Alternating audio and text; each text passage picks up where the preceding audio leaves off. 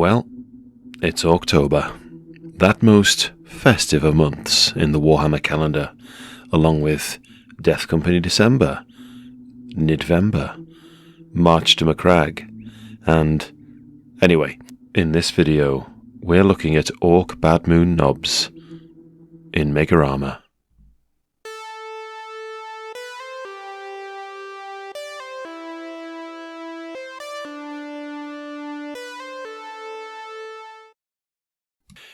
When I was 11, I was just beginning my journey into Warhammer 40k. At the time, the game was in its second edition, and I had recently received the iconic box set with Space Marine and Orc miniatures. I wanted to expand my collections of both, so that any friends that came round could have an army to play with as well. And what better way to do that than with blister packs? Unfortunately, with so little knowledge about the miniature range in the game, I was basically playing blister roulette and only choosing what I thought looked cool. And there was no denying that Bad Moon Nobz looked cool. It's just a shame I didn't understand the rules for them at the time. The Nob that I bought came with a power claw and a plasma gun, and he was beefier than most Space Marines, so therefore I was happy. The Nob was perhaps not so happy with my less than adequate paint job, but I'm sure he forgave me, since I was but a wee git. Anyway, fast forward almost 30 years, and here I am again, with Nobz to paint. So let me show you how I painted this one. I started with a white prime, since I wanted this Bad Moon to be yellow, and I wanted it nice and bright. The base coat was golden yellow, which I applied to almost every surface, unless it was skin, or the areas I knew would be black. Now, I decided quite early on that since I had so many orcs to paint this Orktober, I'd have to optimize speed versus detail. And if I want to add more detail at a later date, I can. To that end, I began by liberally applying the contrast paint Gut Ripper Flesh to the few exposed areas of skin. When the yellow was dry, I gave the model a heavy wash with Reichland Flesh Shade. When I painted Lamenters, I used Avalanche Sunset as the base, but this required quite a bit of layering to bring the colour back. This didn't seem necessary with golden yellow, so I left it as it was. Another win for speed painting. Next, it was black in the fiddly recesses of the shoulder pads. I also used black on the mechanical parts, and those parts I would paint metallic later, such as the bolt gun. Yes, this is a bolt gun, which my research revealed much to my surprise. I thought it was some kind of custom shooter, but that wasn't a weapon option to Nobz in 2nd edition. However, before I cracked open the metallic paint, I applied a dry brush of Macragge blue to some of the black areas to make them look a bit more interesting.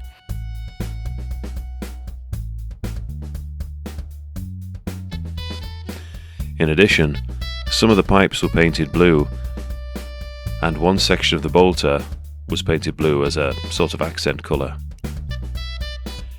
Next I applied Army Painted Good metal to the bolt gun, to the boss pole, to some of the gribbly parts on the back, and some of the pipes and the claws on the power claw.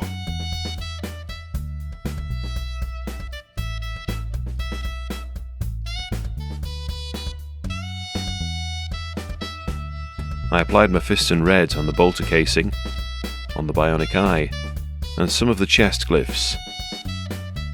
The teeth got a coat of dark sand, and later a wash with Reichland Flesh Shade. Now behind the armour on the legs, there is some cloth for the Nobz trousers, so I painted these first with contrast Leviathan blue, and then later brightened them up using Macragge blue and finally Thunderhawk blue.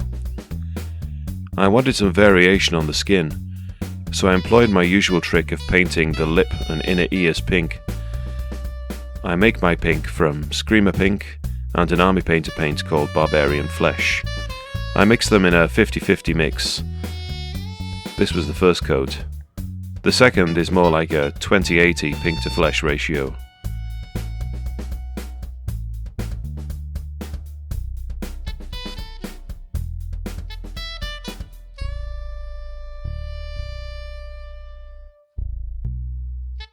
And he's almost done. But that boss pole looks a little vacant. Now, I'm not normally a fan of banners. I feel I snap off too easily.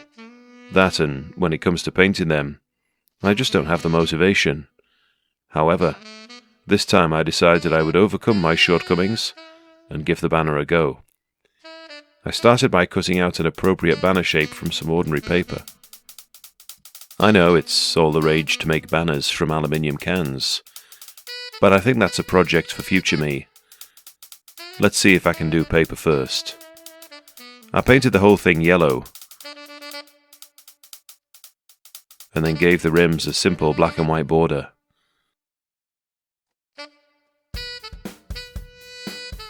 For the loops, I just painted them plain black. And here's where I had my big brain moment. Transfers. The whole banner got a coat of gloss varnish, and then I applied these Bad Moon logos and some glyphs. Unfortunately, the transfer did not transfer very well, and some of the pointy bits flaked off. But it was fine, I just painted them back on. And after the last coat of matte varnish had dried, it was ready to glue onto the knob. There you go, fella. Naked no longer. Rather than go for pure green, I decided to paint the rim green and the top of the base a muddy brown. I know. Is it even a 2nd edition mini anymore if the base isn't green all over? Who knows? But for the icing on the cake, a pinch of static grass. And here he is with his other knob mates I painted earlier. One of them has a bolt gun and snippy snips, while the other has a plasma gun and snippy snips. I think these count as power claws, because I couldn't find an entry in the Codex or Wargear book for pinking shears. Anyway, in 2nd edition, one could take knobs as bolt-on leaders for a unit of boys, or as a unit of their own. Their stat line isn't very impressive, and doesn't quite match up with a regular Space Marine.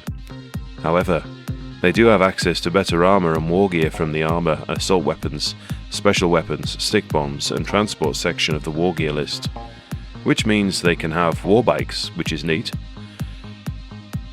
The Nobz mob consists of 3 to 15 knobs, which cost 2 points more, presumably since these come with axes and stick bombs as standard. All knobs must be of the same flavour clan, since a knob salad is just not allowed. Again, these knobs can have a variety of wargear, including bikes, meaning that mounted knobs are totally a thing in this edition. However, only Bad Moons can have Mega Armour, which is where these guys come in. Mega Armour costs 25 points per model, but it does come with a targeter, which is +1 to hit for all ranged weapons. Moreover, it gives a 4+ reroll in addition to the 2+ armor save roll. In Universe, this is justified by saying that knobs share their armor with medisquigs that can save them from the most grievous of wounds. And I don't know about you, but the thought of a squig scampering around inside the armor, like ferrets in trousers, does evoke a disturbing image. Anyway, I noticed that the wargear section of the knobs entry and the character section has no restriction on knobs from other clans taking Mega Armour. Maybe the others have access to Mega Armour, just not in the quantity the Bad Moons enjoy.